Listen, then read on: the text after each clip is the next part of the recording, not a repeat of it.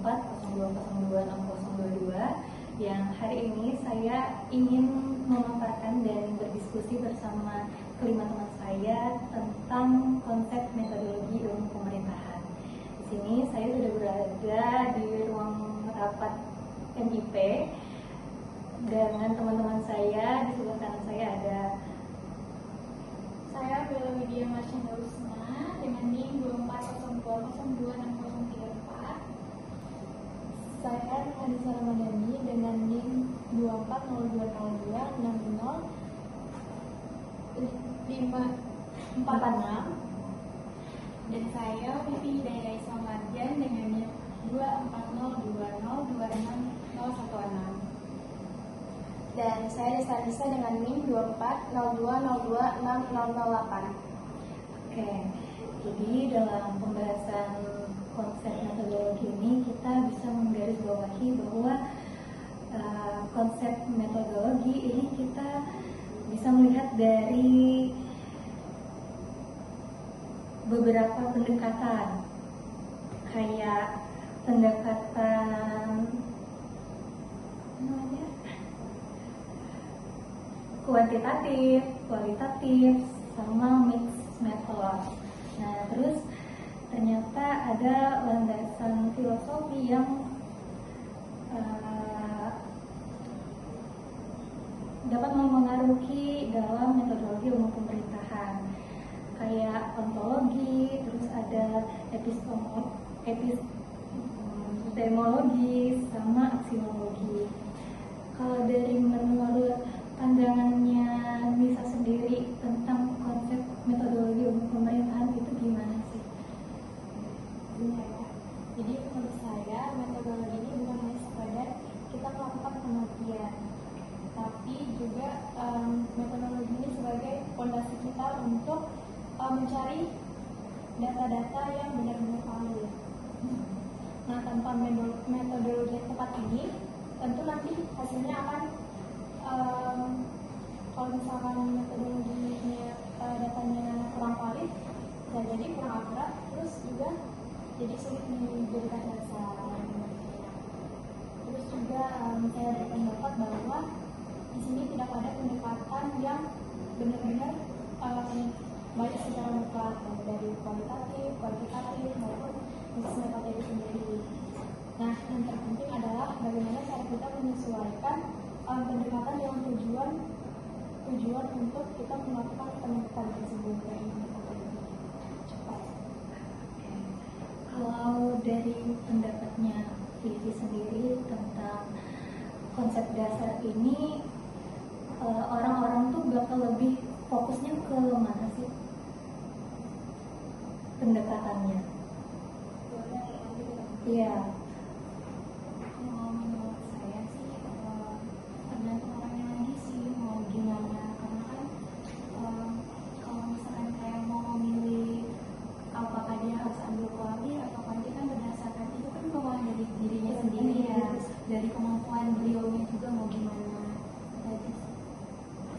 Kalau Vivi sendiri kemarin waktu menganalisis ngambil metodenya apa? Kualitatif. Yang tugasnya Pak Johan. Iya, benar. Ada yang kuali sih, karena menurut saya itu lebih gampang. Kalau dari Bella sendiri kemarin ngambil konsepnya pakai metode apa? Kalau dari aku kemarin, aku ngambilnya mixed method. Nah, di mana mixed method ini dia menggabungkan antara kedua metode, ada metode kualitatif sama metode kuantitatif. Kebetulan judul aku kemarin itu judulnya etnodemokrasi politik dalam ini. Perilaku pemilih politik dalam memilih pemimpin, gubernur, wali kota dan wakil wali kota di kota Samarinda. Nah, kenapa aku mengambil mixed method? Sebenarnya itu tergantung kebutuhan dari penelitian yang aku ambil. Nah, misalnya yang aku ambil itu kalau dari kualitatif itu aku ambilnya dari data-data dari BPS, kemudian data dari Bawaslu, juga data-data dari data-data dari ini apa namanya dinas-dinas terkait. Terus untuk data kuanti, nah itu data kuantinya aku juga ngambil semacam kuesioner yang dimana itu kuesionernya aku serahkan ke warga atau masyarakat di daerah sekitar, dimana nanti mereka isi nih dalam kuesioner itu apakah mereka memang memiliki kecenderungan memilih pemimpin mereka itu atas dasar kesamaan suku mungkin, atas dasar kesamaan latar belakang dan lain-lain. Jadi sebenarnya kalau ngambil metode penelitian itu tergantung dari kebutuhan penelitian kita lakukan. Jadi bisa aja nanti kita awalnya memang kita mau kualitatif, tapi kenyataannya ternyata semua data itu nggak bisa kita ambil langsung kan. Jadi kita perlu terjun langsung juga. Kalau Desta deh, kemarin ngambilnya metodenya apa? Kalau kemarin ambil kuantitatif terkait implementasi pelayanan samsat terbantu dalam meningkatkan kepatuhan wajib pajak di Kelurahan Kritik Kota Balikpapan. Jadi itu di Kelurahan Kritik ini tuh dia ada ditempatkan samsat terbantu. Dimana kan biasanya samsat itu kan adanya di kantor samsat aja, tapi di Kota Balikpapan itu pemerintah provinsi itu menetapkan 3 kelurahan untuk wajib pajak itu. Jadi ditempatkan di 3 kelurahan yang ada di Balikpapan untuk menjangkau orang-orang yang jauh gitu. Nah kalau mau ke tempat samsat, aku ngambil itu sih kemarin, soalnya yang aku lihat sih dari beberapa daerah gitu, kenapa aku bisa ngambil itu belum banyak kelurahan-kelurahan itu ditempatkan sebagai tempat wajib samsat itu. Biasanya kan adanya samsat keliling atau enggak yang samsat di tempat kantor samsatnya langsung. Kalau samsat keliling kan waktunya aneh ya, kita nggak tahu kapan mereka ada gitu. Nah kalau misalnya di kelurahan ini memang ada gitu. Terus itu yang banyak kesana tuh bukan cuma warga Balikpapan aja, ada bahkan dari warga kualitatif. Aku mau ngarah sih, mau minta data-datanya secara langsung sih, mau melihat perspektif warganya yang masyarakat di sana, apa sih keuntungan mereka dengan adanya samsat pembantu ini. Sama mau juga setelah adanya samsat pembantu ini, apakah kepatuhan wajib pajak di daerah situ tuh meningkat gitu. Nah apa berkurang, apa meningkat atau bagaimana? Oke. Jadi kalau misalnya dari pengumpulan datanya sendiri untuk wawancara, Iya, wawancara sama minta data langsung dari orang samsatnya langsung gitu sih. observasi. Iya. Tapi ada nggak tantangan kalian untuk mengerjakan di konsep itu? Tantangan aku atau kita semua? Bagian kualitatif gitu. Iya. Untuk Desta dulu deh. Kalau aku ada kemarin itu aku kan ada mau ngambil Balikpapan kemarin itu terkait pemberdayaan UMKM di Somdel. Itu tuh aku udah dapat data dari pengelola sentra, aku udah dapat dari masyarakat di sana, aku udah dapat.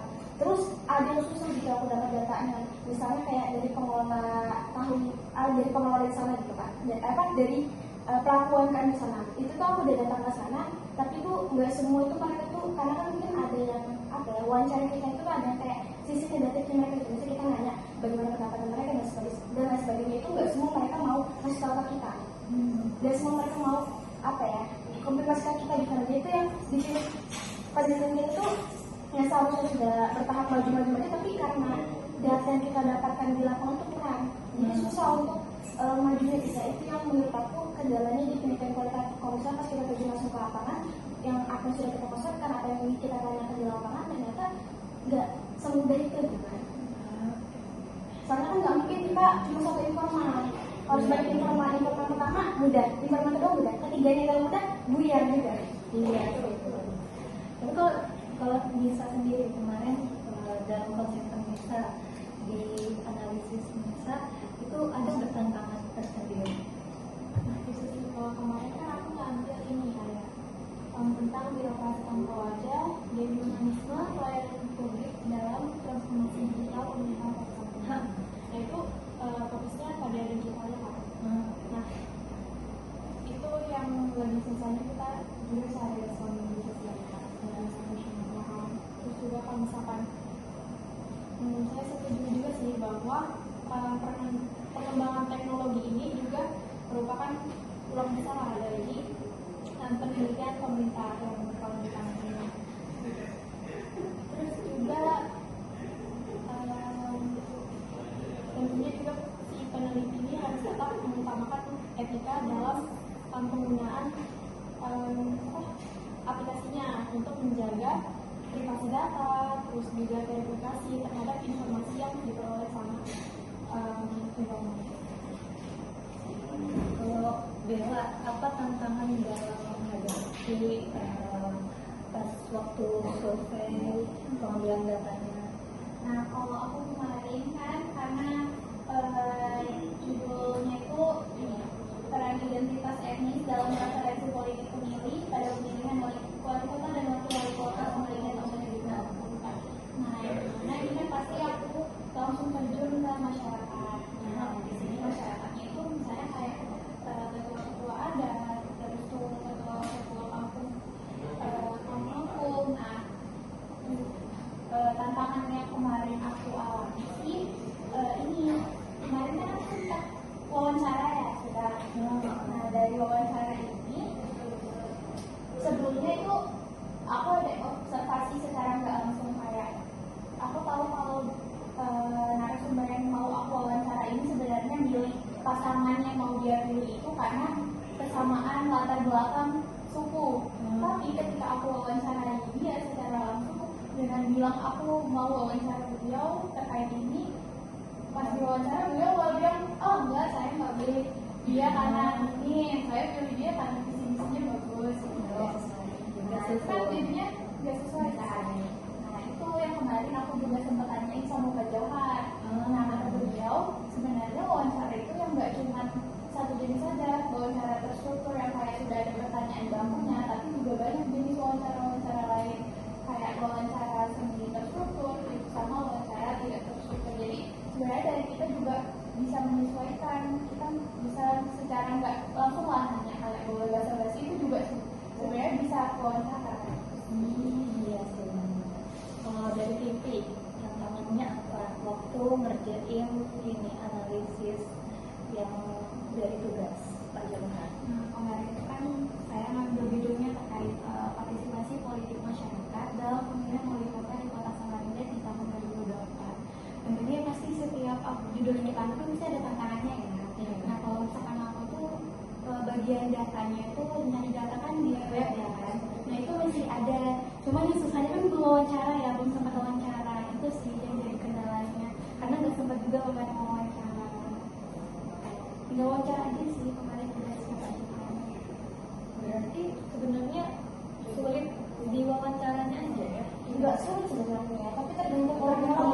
Sepakat sih, tergantung orangnya. Lebih mudah itu kalau kalian maaf nih, punya orang dalam. Iya, Tapi kalau misalnya kalian ngirim ini bagus sih judulnya jadi kalian pendidikan nggak punya orang dalam, kalian kerja capek.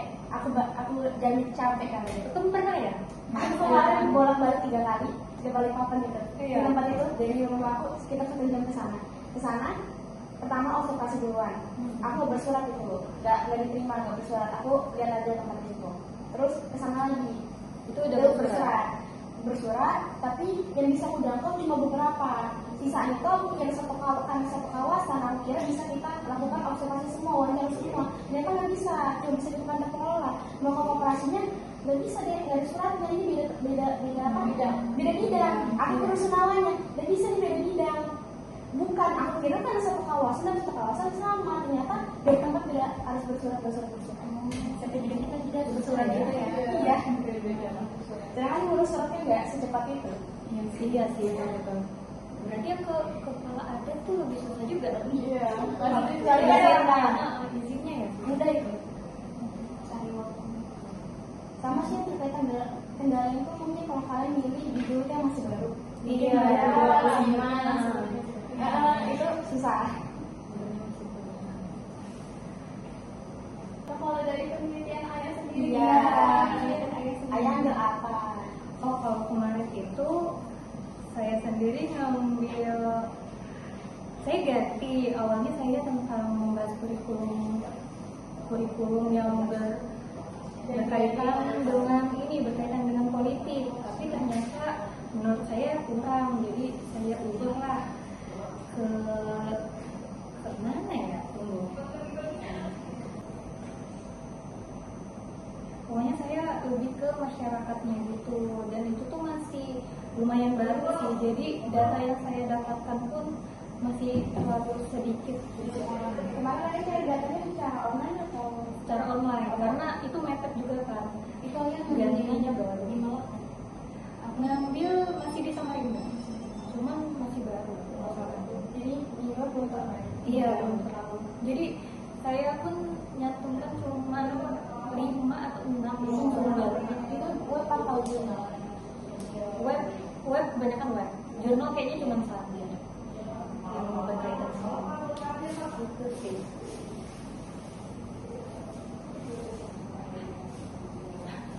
Terus ada yang tadi Oh, kalau sebelum diganti itu mix metode. Nah, terus yang baru ini saya lebih spesifiknya cuma ke kualitatif, dan itu pengambilan wawancaranya ke masyarakat, bukan ke yang berkepentingan. Jadi kebebasan. Itu kalau menurut kalian yang bagian mana ini kita cari datanya atau nyusunnya? Menurut datanya. Prosesnya. Ini kita bakal Iya. deskripsi nanti menurut kalian kita bakal lama cari datanya atau penyusunan dulu? Cari datanya. Tapi kalau datanya ada pikiran nggak sih judul kalian untuk nanti apa? Atau enggak kamu mau ngambil kayak terkait bagian apa gitu? Belum ada. Atau mau lanjutin ini? Sebenarnya kalau dari saya, kalau misalkan mau ini dulu sih, mau ketemu dosen, terus kayak mau tanya-tanya juga, kalau misalnya mau menurut bapaknya memang bagus, oke lah ya saya akan ambil judul yang ini. Kalau kira-kira kita ada 3 judul nggak sih? Iya, Ya kan? maksimal ya. Maksimal 3 judul. Itu kalau misalnya. Kalau dari kita, enggak. Oh, enggak lanjutin yang tadi. Yang tadi yang tugas belum kepikiran aku. Kalau Nisa, Kemungkinan ini pertemuan jadi situasi. iya sih. Tapi kalian Bila apa? kalau dari aku ya, setelah aku pikir-pikir mungkin datanya buat cari data ke masyarakat ada di sini ya. Tapi sudah sempat yang kuesioner dari bagi. Belum, kemarin itu nggak langsung kata beliau lebih bagus kayak juga langsung. Tapi kalau misalnya masyarakat cuma bisa 1 orang aja, Iya, sama desa. kelilinnya banyak. Apalagi kan kayak cakupannya luas ya. Aku kemarin tuh mau ambil biar masuk cara kelas ke masyarakat itu kan yang misalnya itu, tapi susah didapat. Aku cari emailnya mereka, aku cari email mereka pernah aku penelitian di sana. Aku cari mereka, aku email. Dari 10 yang aku email, yang jawabnya cuma 1. Itu ngisi di form tanya-tanya kak ini wawancara secara langsung ketemu atau lagi form aku bikin di form aku kirim dan ngisi kan. Yang lain itu aku ngirim ada dari dosen gitu. Itu tuh dia bilang gini. Kalau mau saya bantu, kalau bikin dulu surat ke fakultas itu baru saya bantu kan. Posisinya aku di balik papan aku bikin surat, sedangkan harus ke sana lagi, jadi nggak aku lanjutkan. Itu soalnya di situ sih ya. Banyak kendala Iya. administrasi juga ya. Terima kasih. Tapi kalau misalnya mereka mau doa, nggak apa-apa. Iya. Kalau mereka mungkin karena mungkin ada aturan-aturan. Iya. Jadi nggak bisa.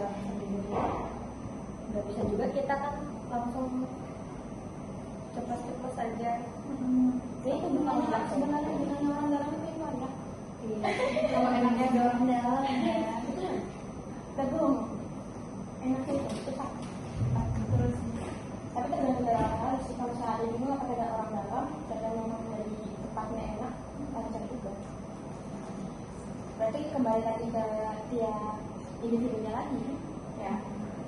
Terima kasih teman-teman yang sudah mau berdiskusi tentang konsep metodologi ilmu pemerintahan, dan ternyata banyak sekali yang bisa kita tahu. Terus saya juga tahu gimana sih proses teman-teman dalam mengerjakan penelitian teman-teman di metode ilmu pemerintahan itu sendiri.